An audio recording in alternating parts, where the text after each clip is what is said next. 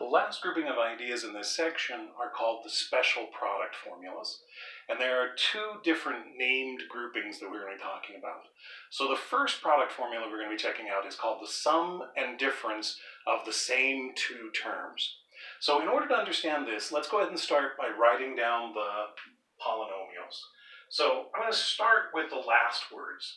Same two terms. So if I have the same two terms, I'm going to have a polynomial that involves a and b, and then I'm going to have another polynomial that involves a and b. Now that I know they both involve the same two terms, let's go to the beginning. In one place, I'm going to have the sum of those. Remember that sum means addition, so I'm going to have a plus sign between the a and the b. Then we have the word difference. Remember that difference will mean subtraction. So I'm going to have a subtraction symbol between this a and b. So as you look at all of these words that are describing this particular formula, it says we have the sum of the a and the b and the difference of the a and the b, and they're asking us to figure out what this is ultimately going to be as a rule. So we want to multiply a plus b times a minus b. Now, in order to understand this as a rule, let's go ahead and think about this in terms of things we were talking about a moment ago. Notice this is a binomial times a binomial. Since it's a binomial times a binomial, we can actually FOIL this problem. So I can come in and multiply first times first here, that's a times a, I'm going to get a squared. And then the outer two terms, I'm going to have a times negative b. A times negative b is going to be a negative ab. Then my inner two terms will be b times a. But again, remember the tradition we talked about the other day, that if you have two variables multiplied together, the tradition is to alphabetize them. So instead of calling this BA, I'm going to call it a positive AB. And then we have a positive b times a negative b.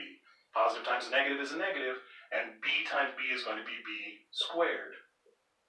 So now, as you look at the middle two terms, notice that they are both AB terms. One of them's positive, one of them's negative though.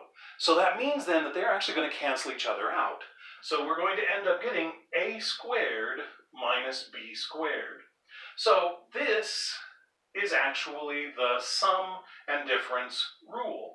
That if you start off with a plus b and you multiply times a minus b, you end up getting a squared minus b squared. And in a moment, we'll check out a problem that says specifically, don't FOIL the problem, but use this special formula, that a plus b times a minus b ends up being a squared minus b squared. Well, now that we know that formula, let's check out two other formulas. The other two formulas are both called the square of a binomial. So let's go ahead and start off with a plus b quantity squared.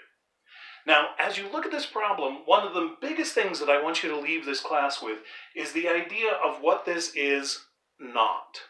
A lot of people, when they look at this problem, they try to apply one of our rules of exponents that we talked about a while ago, and they say, oh, we have a rule of exponents that says we can bring this power of 2 down to the a and to the b. In fact, we do not. And that's one of the things that I made a big deal about when we were talking about the rules of exponents. We have a rule of exponents that says if a and b are connected by multiplication, then you can bring that power of 2 down to both of these pieces. Or if a and b are connected by division, you can bring that power of 2 down to both of those pieces. But if the a and the b are connected by addition, you cannot simply bring the power of 2 down to the a and to the b. So if you were looking at this problem and that was your first instinct, make sure that you make a note to yourself to say you cannot simply bring the power of 2 down to the a and to the b. It's one of those errors that a lot of people start off with incorrectly in 096, and then they move forward with their entire mathematical career, and they keep on trying to do that error. So it's one of those kinds of things that if you can fix that error now, it's going to help you for the rest of your mathematical career. So one more time, a plus b quantity squared is not simply a squared plus b squared. There's more to the story. So how are we going to figure out the rest of that story? Well, let's figure out the correct answer then. So in order to help us with that, think back to numbers.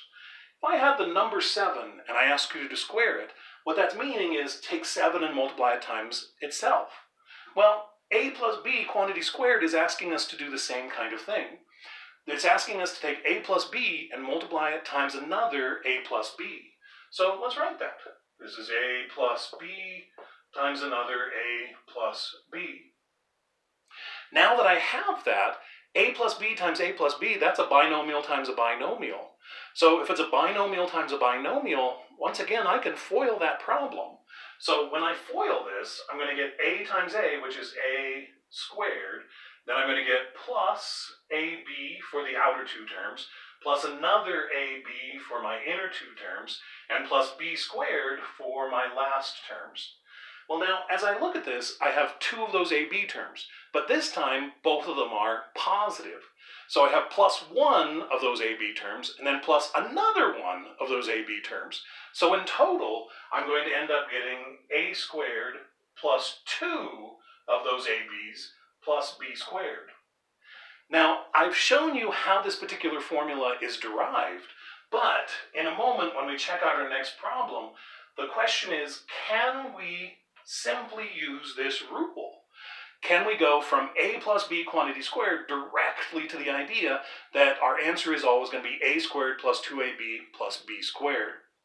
Well, now that we have this, I said that there were two rules associated with these words square binomial. So let's figure out what the next one is. Instead of a plus b, we can have a minus b quantity squared.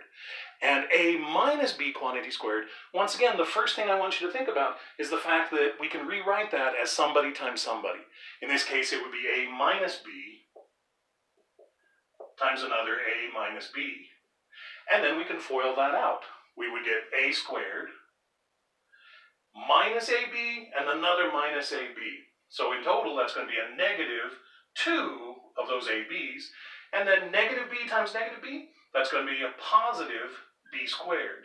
So our second square binomial rules then says that a minus b quantity squared is equal to a squared minus 2ab plus b squared.